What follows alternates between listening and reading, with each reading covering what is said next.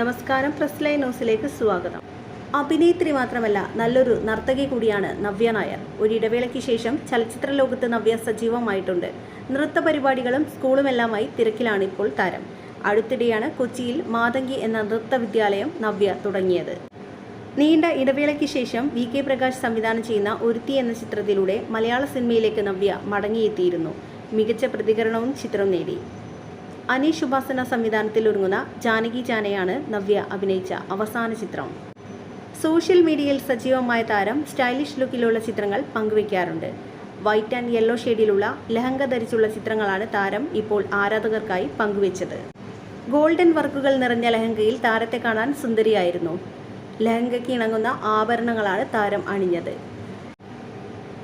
നവ്യ ധരിച്ച ഈ ലഹങ്ക 34,980 രൂപയാണ് ഈ ഔട്ട്ഫിറ്റിൻ്റെ വില.